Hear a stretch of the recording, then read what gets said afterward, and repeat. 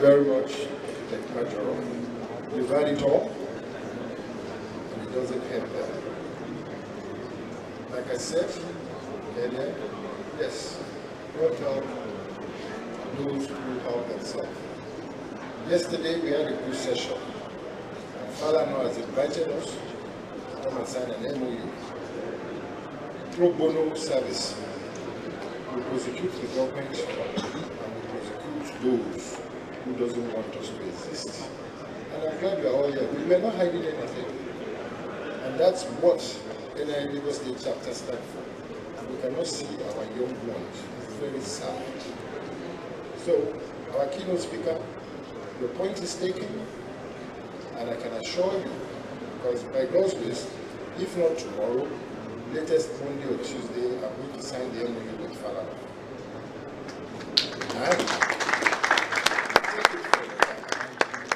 Every legal means, every human activist has to get involved now. He said, we must make sure in all the MBAs we have an architect. So that's part of the follow-up. For the building collapse, we must bring to book. Whoever is involved must be punished. Please, can you be upstanding for the major because it has to be so wrong? Thank you very much, sir. So please, don't be discouraged. Can you also imagine our young speakers coming that spoke yesterday, coming to speak today, you're saying you cannot use the village or the prefect architect when you've kept them in a limbo for 7 years. These are masters holders, even PhD holders. They are associate members, they are professional one registered actor. You can imagine it was such a shame. Falana was here yesterday quoting our Acton Act to us. But when it suits them, when it doesn't suit them, but thank God, the minister has stopped all activities by Acton as of today. Why? This is by June 12 will be the 3rd year that the Acton Council has not been inaugurated. All because of what? An injunction filled by Anchor. Everybody has said it all. But please, the young ones, most especially my colleagues in the MDAs, even in the academia, don't feel discouraged. We are almost near to the river. Light at the end of the tunnel. So you can see, it's not that we are sitting down, we're not doing anything. You know what the light of Architect Major, myself, Tito Loladi, can be understand. We are the revolutionaries in the council. The first VP is here, the chairman, you see the way we talk. And by God's grace, we get to the end of the tunnel and we shall see. So the MC, can you be back here so that we continue? And we quickly have the question time between the last two speakers because Architect Femi Adewole has to return to within the next 2 hours.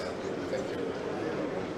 Okay, so now as indicated by the chairman, I will hand over to the chairman of session, Architect Abiola Fayemi and Dr. Larry Olushola to moderate the questions and answer session.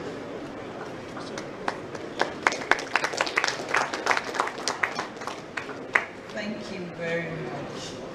Thank you, our keynote speaker, Mr. Michael Shonobi and Mr. Femi Adewole for your insightful speeches. Mr. Adewole talked about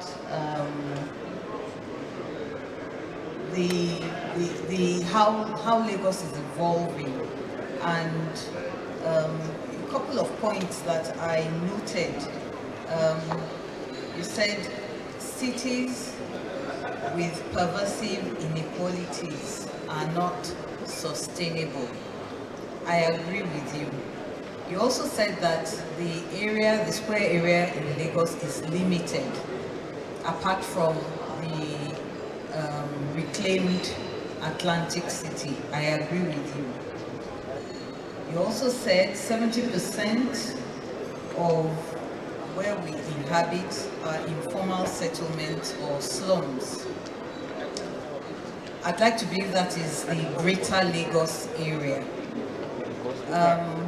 And so my question is, I'm opening the floor with a question, is since Lagos is limited and it appears there's very little we can do with Lagos, the land belongs to either families who have been around for years or the state. Maybe we should begin to look at the greater Lagos, look at urban renewal, maybe look at Ogun State, which is our next door neighbor, and look for where we actually have land to be able to intervene in a sustainable manner. But then I then ask again, we need infrastructure for this to work. And it appears that the influx into Lagos, greater Lagos, is moving much faster than our infrastructure can catch up. So how do we bridge, or how do we address this issue? I also feel that government probably would be the one to provide the land, the enabling environment for us as professionals to even be able to intervene and proffer certain solutions to this problem which has come to stay with us, deficit in housing. So I'll start with that. I have a couple other questions.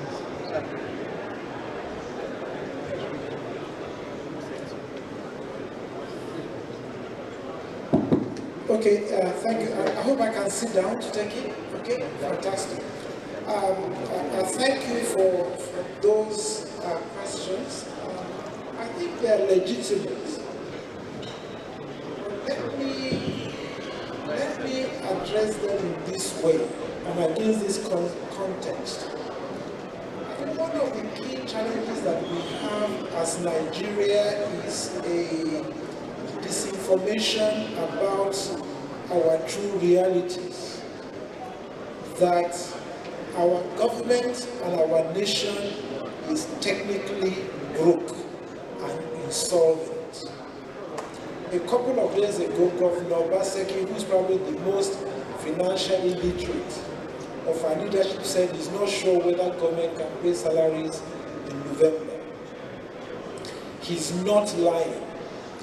If you have in your personal finances that 97% of your income is going off to pay debt, you know that you are in a spiral. Therefore, whatever solutions that we are looking at addressing needs to take account of our financial realities.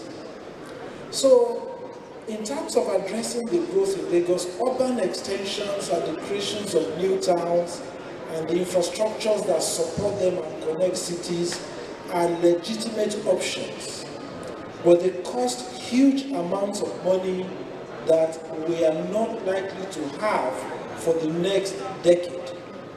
The best that any administration can do is to repair damages over the next 5 years before we even begin to come up for air again. This is our reality.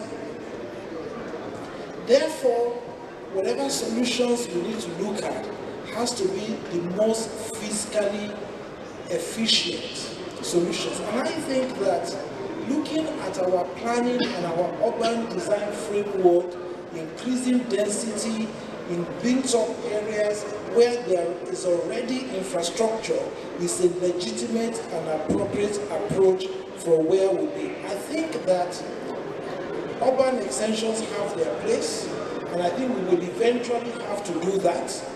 But what we have is Lagos compared to most capital cities, even in Africa. So Lagos, for example, has less than 40% of the density of Nairobi metropolis. And certainly incomparable with Cairo, for example. So we still have a lot to do with the infrastructure and service land that we have. We must move away from the very low density approach to development that we currently have, which has come for us from the 60s. There must be a big step change in our thinking. So that will first be my response to that. That currently an approach to urban extension is useful, but it's not fiscally possible to basically just be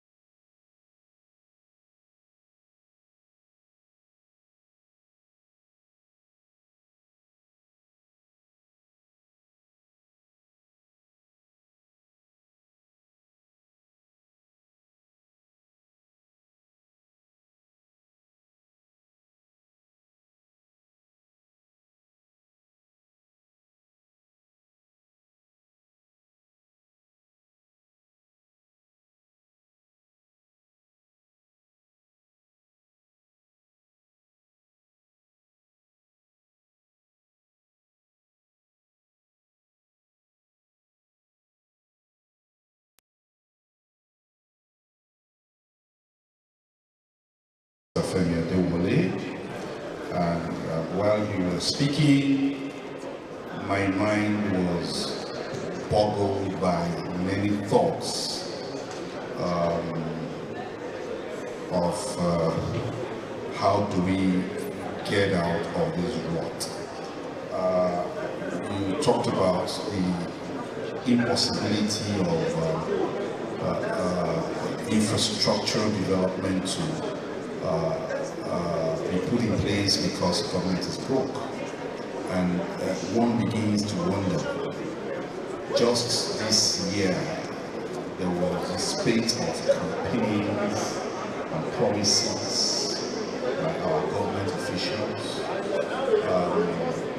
I also dare to say, at a forum like this, I've been participating in this forum, this particular forum, for close to 10 years. And you hardly see government presence at events like this, which is the place where government can make known to the people, because the professionals are part of the organized private sector, the building society, and all of that. You don't see them because this is not good for photo ops, perhaps. The governor was represented by a professional, however. The deputy governor was a former commissioner for works in the state. So you would expect to see some level of professional interaction from government. This kind of government, the current governor is a surveyor, a land surveyor. Alright, so but yet we talk year in, year out, but we do not see that nexus. They do things, don't get me wrong. We've seen things that is being done infrastructurally and all of that, but it is from this forum. For example, you mentioned in your lecture about Lagos Urban Forum. You talked about Lagos Urban Forum. The Lagos Urban Forum, for me, my understanding is how you bring together professionals with government, functionaries, in order to deliver dividends of democracy to the people. It is not a talk shop, really. It is about coming together and finding that missing link that talk shops do not really achieve. And that leads me to this question that I want to ask, if you permit me. You quoted Winston Churchill, and I want you to throw more light on a portion of what Winston Churchill said, because it's still bugging my mind. How he said we make our buildings He said we make our heroes, I'm just paraphrasing, and therefore they make us. How do we link this with the evolving nature of the organism called Lagos? Simple.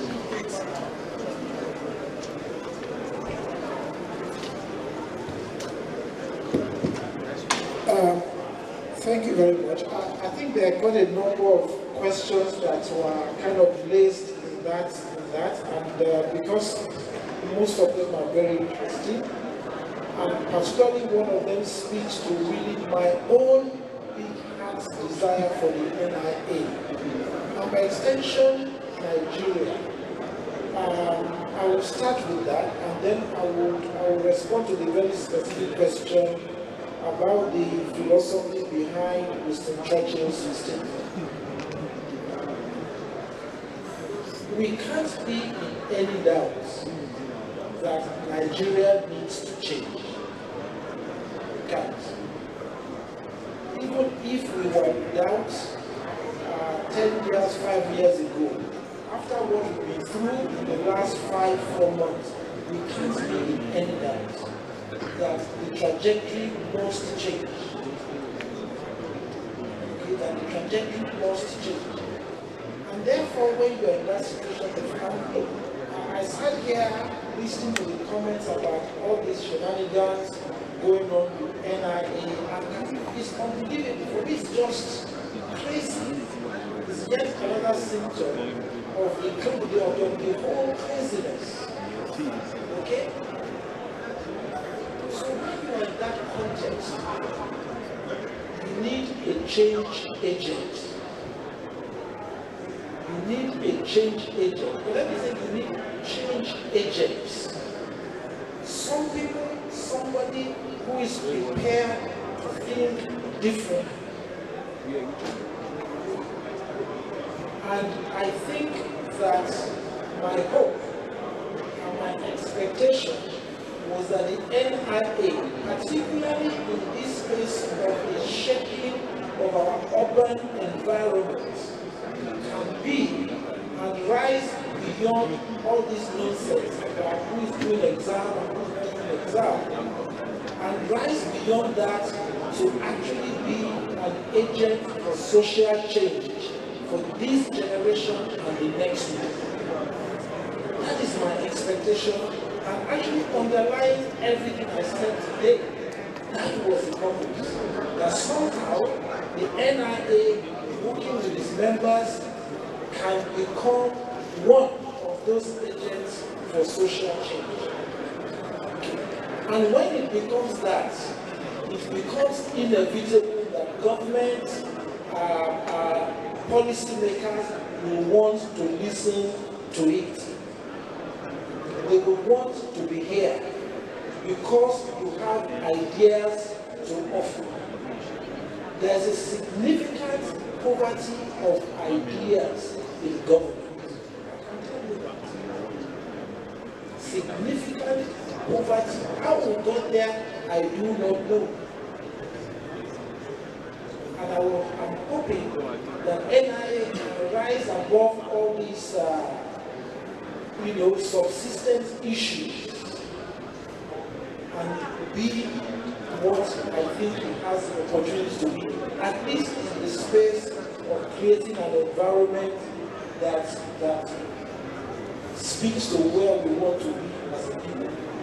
Now, with regards to Winston Churchill, he was saying, look, we make our environment and our environment speaks. So basically, in terms of the physical environment, reflecting something that psychologists have known for years.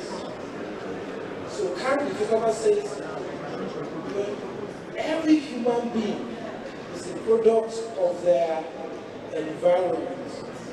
So the guy who has spent his life in prison almost inevitably is going to come out very hardened. The guy who has grown up in the slum where there is no law and order and therefore has grown up to know how to protect himself with a knife in his pocket and all of that, move him into a space is going to come there hardened. So when we make our environment to be had, our environment comes back to make us. And for me, that is powerful. Because all at the roots of our national deterioration is a deterioration of values, is a deterioration of morality, because we are also creating an environment that is inequitable.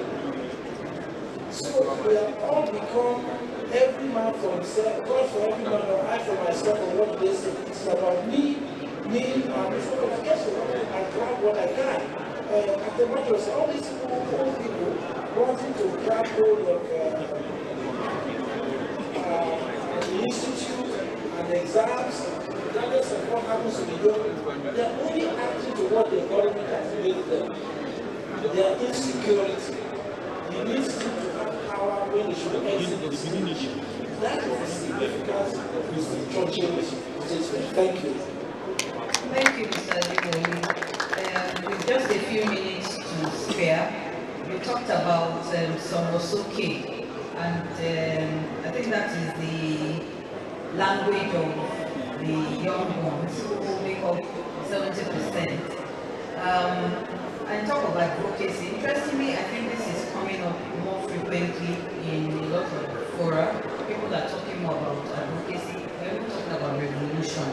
I was happy to hear that Mr. Fadan was offering his services over, because I think, and I'm very conservative, but at that stage I think we should carry placards to the government office. And enough of patronage, enough of insulting our intelligence. I mean, the sort of explanations that are given on account of the collapses, they are not tenable, they are not acceptable, they are an insult to our intelligence. And please count me in. Anytime we're going to fight, I'm ready to put on my boots and my hands to the trenches.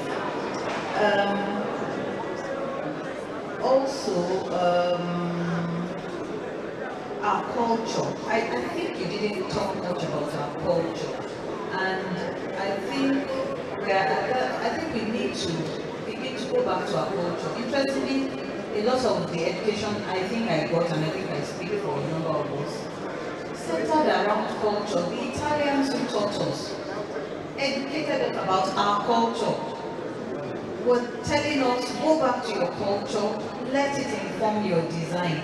That way, you are doing something that is socially responsible, socially relevant, wherever you are offering that proposal. On that note, thank you. There's so many things I probably would engage you off this forum. Thank you, Mr. Shokubi, but I think our time is up.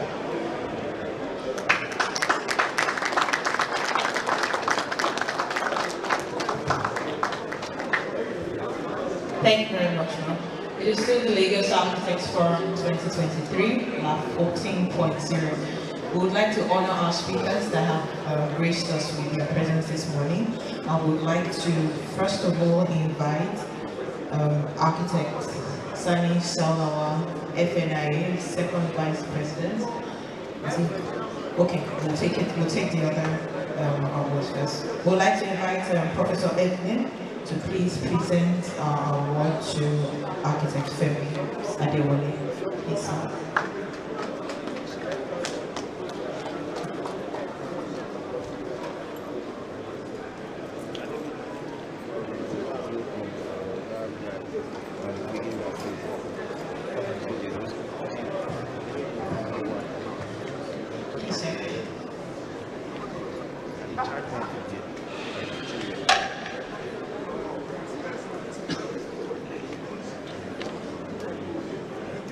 Thank you. Good morning, all.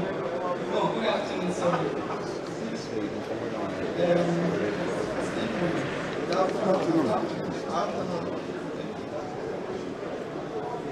It's my pleasure to make this presentation on behalf of the Lagos Architects Forum 14.0 Awards. It's going to our speakers, and we're going to start by presenting this award. And I'm going to read Awards, Speakers Appreciation Award. This award is presented to Architect Femi Adewale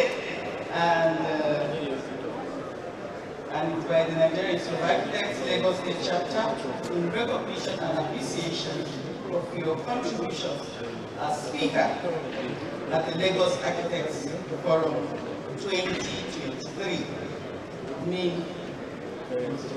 Thank you very much.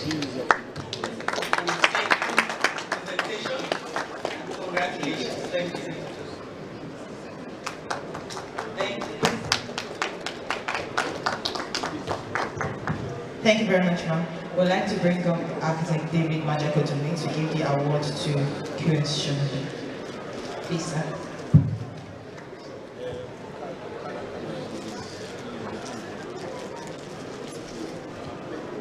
Thank you very much.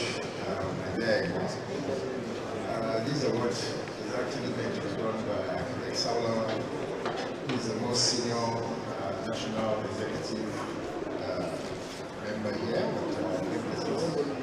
Come to the restroom, and I have to do this on his behalf. Our previous speaker today for 14.0 is the NIA Lagos State Chapter in Recognition and Appreciation of the contribution of the keynote speaker. We hereby present you this plaque.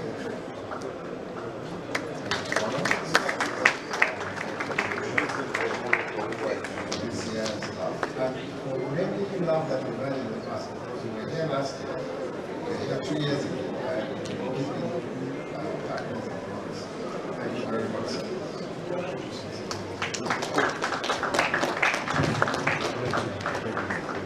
Thank you very much, sir.